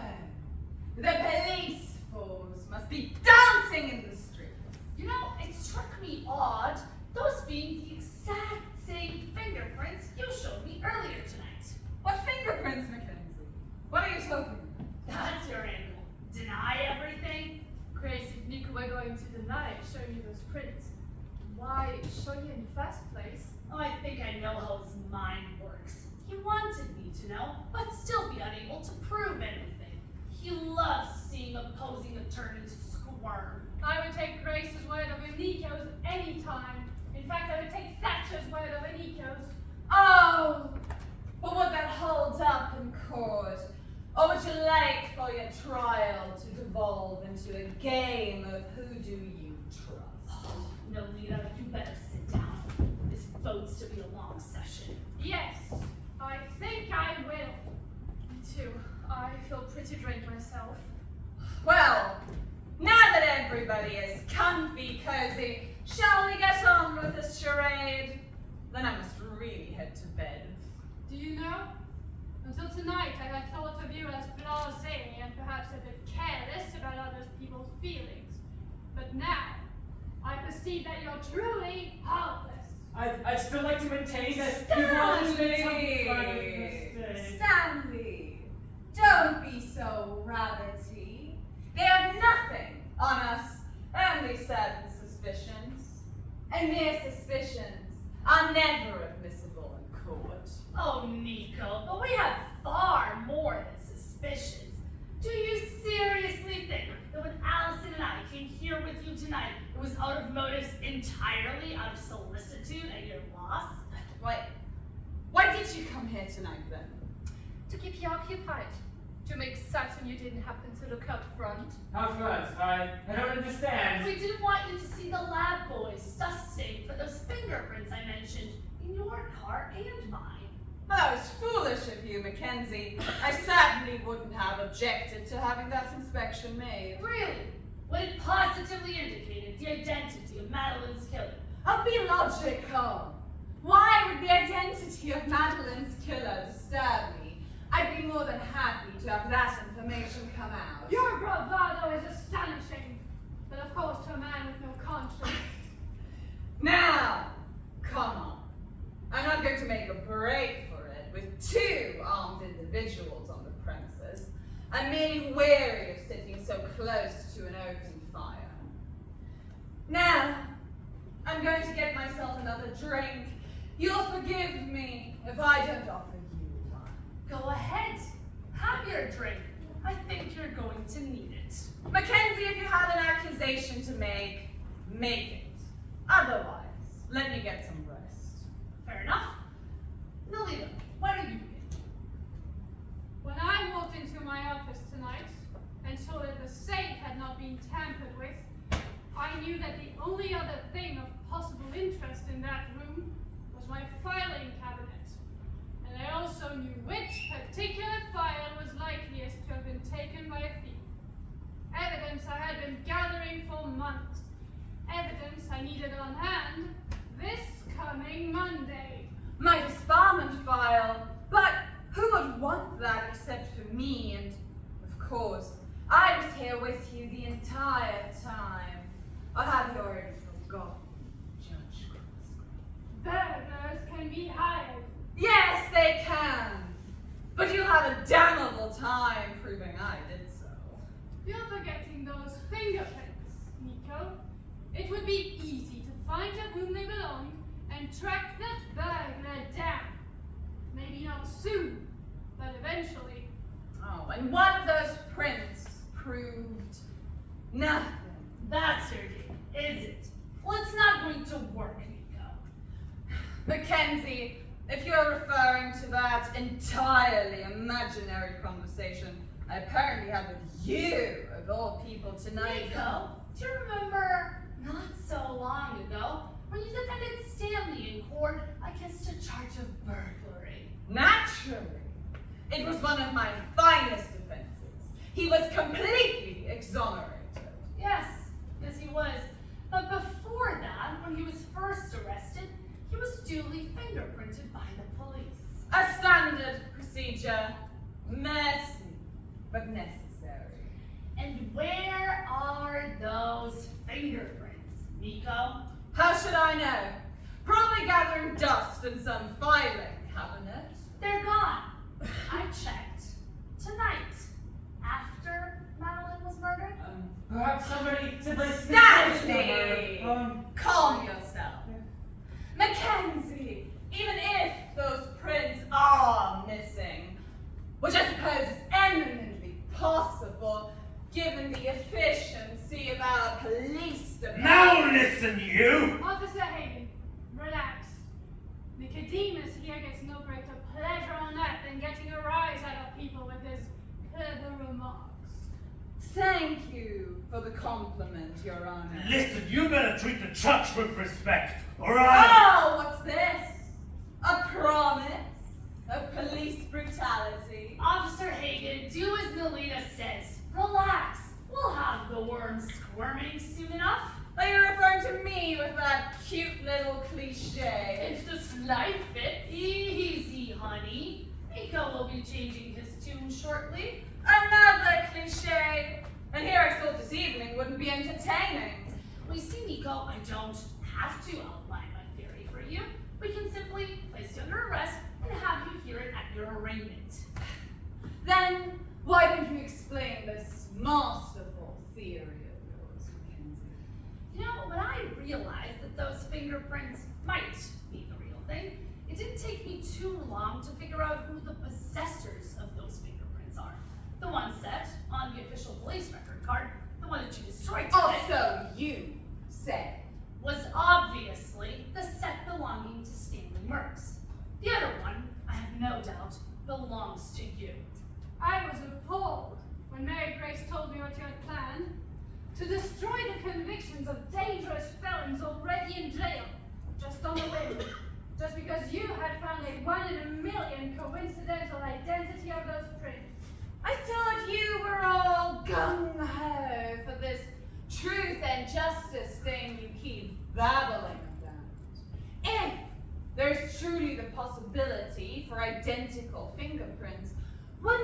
be but simple justice to release all of those poor, misjudged souls. Then you do admit showing me those fingerprints. I admit nothing. I was merely going along with your fairy story. And if we were to take fingerprints from you tonight, and then take another set from Stanley, and that thumb and ring finger match. Why, then we could gladly and gleefully empty most of our penal institutions. The police are forever lamenting about overcrowded jails. It would be a distinct public service if those fingerprints match. Oh, they'll match. I'm certain of it. But you see, they will be the only fingerprints that match, Nicko. What does she mean? I don't know, Stanley. Perhaps our brilliant district attorney would like to explain herself. Oh, I'd be delighted. You see, your ploy was a little bit too clever. I'm still not sure exactly how you worked it. Perhaps a glove with the thumb and the ring finger missing, in order to leave fingerprints that couldn't successfully point to just one man. So you admit those prints would be useless? Oh, far from it. Because you see, Nicko, those were the only fingerprints that were left on the filing cabinet and on the dagger. Just the thumb and the ring finger. No other fingerprints.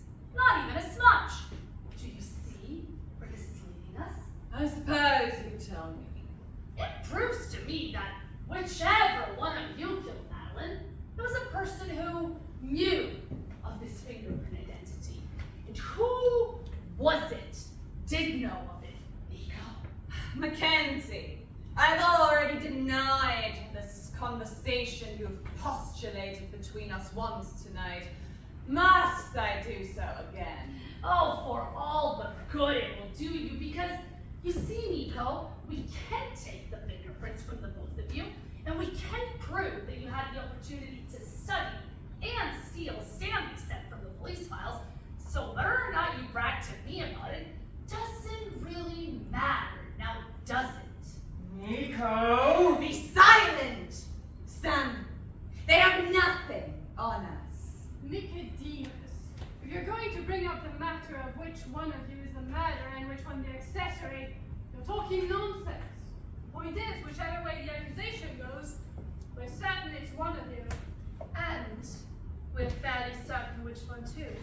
After all, when the robbery occurred, and Madeline's murder, we're here with the district attorney, which means there's only one of you who could have committed both crimes. No, it's not true. Be silent, you imbecile! We have nothing to fear. With the ample evidence that I have presented you, you still deny complicity. Of course, because you're forgetting something very important, Mackenzie. Which is? Much as I would hate to dispute the word of an honorable judge, her statement a moment ago was not quite accurate. What statement? You said that based on fingerprint evidence, you could be certain that the killer and murderer was one of us. I say, Your Honor, how do you know? What are you getting at? If your two prints match Stanley's two prints and match the other prints... It proves nothing. What? Mackenzie, you've been a sluggish student tonight. Have you been paying no attention at all? For you see, the fact that those prints could have been made by either me or Stanley proves that therefore they could have been made by anybody. What? It has to be one of you. No. I see the magnitude of those prints hasn't registered on you quite yet. For if two men can have the same fingerprints, why not 3? Why not 10? Why not 1,000? Oh God. Yes! You finally figured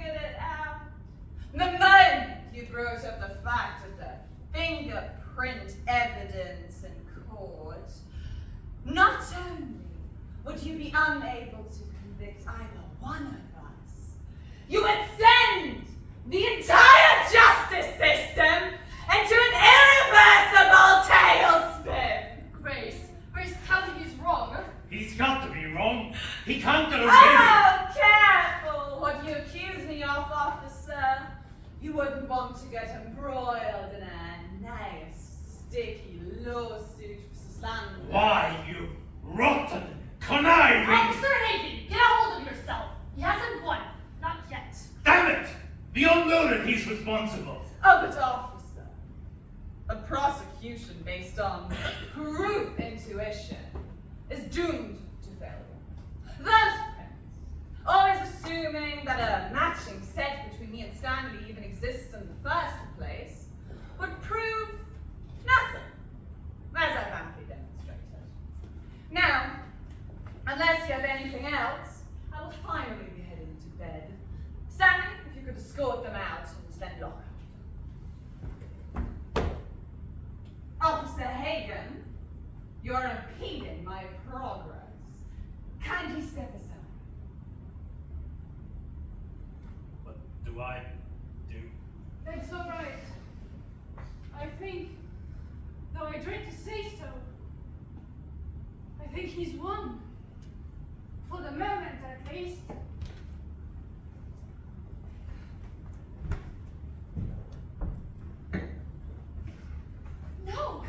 No, he hasn't. There's one thing he didn't think of. What thing? The glove. What glove? What are you talking about? No one can catch a dagger handle with only the thumb and ring finger. Not firmly enough to do any damage with the dagger. Which means there was a glove used to conceal the other fingerprints. So it doesn't matter how many other people could potentially have the same prints. Don't you see? Why doesn't it? Because once we find that glove, we have our killer. You're insane. It doesn't prove anything. Oh, and he hasn't even destroyed it yet. You can't know that for certain. Oh, if it wasn't certain, you'd still be going to bed, Nicko. I was merely caught off guard by the accusation. I believe I will be heading to bed now. Sleep well, Nicko. Hope our search of the premises doesn't disturb you. You can't search without a warrant. You can't even remain here unless if I choose to throw you all out. Now listen, do you have a pen? I'll draw up a warrant at once. No, you can't. Of course she can. She's a duly appointed judge. Perfectly legal. Tough break, Stanley. Because once we find that glove, and know it belongs to either you or Nicko. And Nicko can prove that he was here while both crimes occurred. Nicko!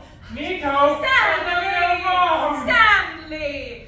Even if they find a glove, they couldn't prove it belongs to either one of us. Possession is 9 points of the law, Mr. Braddock. If it's here, it belongs here. Nicko!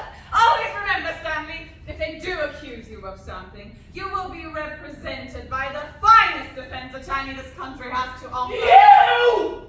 How can you represent me if your ring is my accessory? This is all your fault!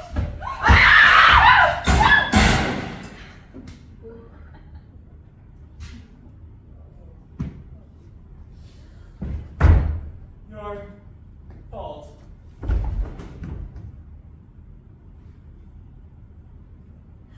His head! Help me! Move him!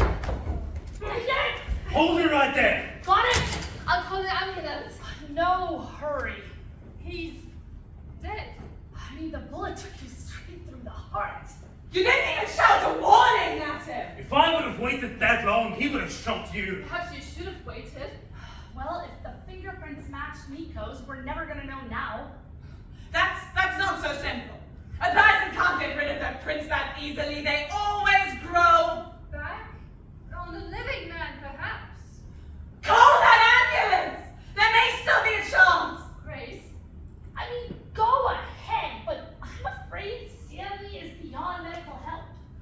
And what do we have here? A glove. And missing the thumb and ring finger too. That's not mine. It's his. It's Stanley Please, he must have been! Nicko, the glove doesn't matter anymore. Don't you see? But you said that! That was when there were 2 sets of fingerprints. Now there's just yours. You can't convict me of Madeline's murder. I was here with you when the call came. Oh, well, let me quote you on an earlier occasion tonight. Your word against mine. The prosecution rests. But I had no motive. Oh, I'm sure we can find one. What? Officer, you better cuff him. He's obviously dangerous. With pleasure, Miss Mackenzie. You can't do this to me. Oh, Nicko, he's already done it. I have it. What? Madeline's will. She left everything to Nicko. Oh, and with that disbarment proceeding hanging over his head, he needed the money desperately. Sounds like plenty of motive to me. Will? What will? I had no idea she'd done such a thing. So you say. And we need the will as evidence once the case goes to court. Nadita, I hope you can find it. Dear, I haven't even written it yet. What? I'm sure I can duplicate Madeline's signature with a little practice. Oh, but I will need 2 witnesses to that signature. And what better witness than Madeline's best friend? And her best friend's fiance. Good, then that settles it. Let's go back to my place now. I have a standard form there. We can sign it and put it into the safe. This just won't work. Oh, it seems pretty foolproof to me, Nicko. Yes, sometimes a conspiracy theory might work when all parties are motivated enough. But what's his motive in going along with all of this? Is it perhaps money? Then he will bleed you dry. You'll have to pay hush money and... No, sir. I'd never do anything like that. Why? That would be extortion. Now, you 2, let's get our story straight. What exactly happened here tonight? Well, let's see. We were here at the engagement party, and then the phone call came in about the burglary, And I guess we're never going to find out who the burglar was. Not after I wipe off the fingerprints from the filing cabinet. Good. Then let's see, what happened next? Then we all hurried back to my house. All of us. But I didn't. I stayed behind with Mackenzie. Oh no, Nicko, I remember vividly. You and I went in your car, and the ladies followed in mine. But your car was disabled. Oh, I'm sure it could be fixed before your arraignment. And then you and Madeline went into the parlor. We heard you arguing, shouting, And by the time we got there, she was lying dead on the floor with your fingerprints on the dagger. Then I got Officer Hagen, and we all came back here. Your servant, Stanley, tried to help you escape, drew a pistol. And I had to shoot him. Sounds fine to me. and who would argue the word of the testimony of a criminal court judge, not to mention the word of my district attorney. Nicko, my boy, we got you coming and going. First-degree murder carries the death penalty, doesn't it? Indeed, especially when it's premeditated murder. But you said that we were arguing that it was a crime of passion. Oh, but Nicodemus, you're forgetting Madeline's will. For you see, she had decided not to marry you after all. She wanted to change her will. So you were really arguing about your future finances. You needed her money desperately. And so you killed her. Is that enough premeditation for you? Well, shall we go now? Wait! Well, Yes! You 3 are motivated enough. Madeline's aunt, her best friend, my arch nemesis in the courtroom. But you'd be fools if you counted on the loyalty of this stupid policeman. What's his motive? Now, Nicodemus, you worry too much. We have no worries about Officer Hagen here going along with a little story. For you see, when I came here tonight, after Madeline's murder, I had enough sense not to bring just any policeman along with me. Not just any policeman. I don't understand. Nicko, let me introduce to you Officer Timothy Hagen, Madeline's former fiance. I love Madeline very much. I should have known! You people were all hypocrites! I'm spouting about your interest in truth and justice. You never meant a word of it. Well, that's not quite correct, Nicko. After all, the truth is that you're a menace to society. And justice demands that you pay for your crimes. So our ethics haven't altered one bit, do you see? He will get the death penalty, won't he? If he makes it to trial, more than likely. If I make it to trial, why wouldn't I make it to trial? Well, after all, Nicodemus, you might possibly get shot while trying to escape. Right. Timothy?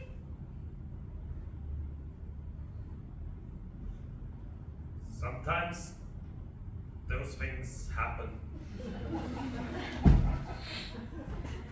Mackenzie! Please! You won't leave me here with him! Oh, Nicko, we'd love to stay. But you see, Allison and I have a will to live this. Oh, and Nicko, by the way, if you should happen to die before your trial, at least you can go to your grave content with the knowledge that your little theory has been proven infallibly true. My theory? What theory? Well, that it is possible to commit the perfect murder, of course. But I didn't! No, but we just did.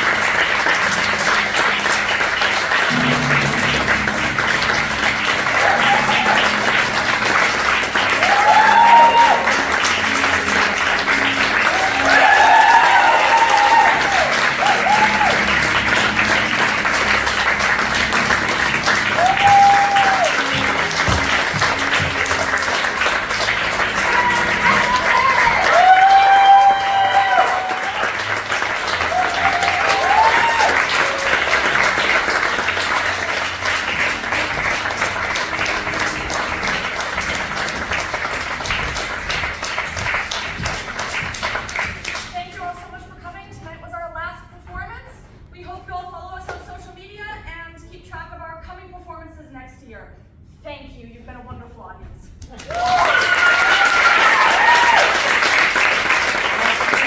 DramaGroup.com.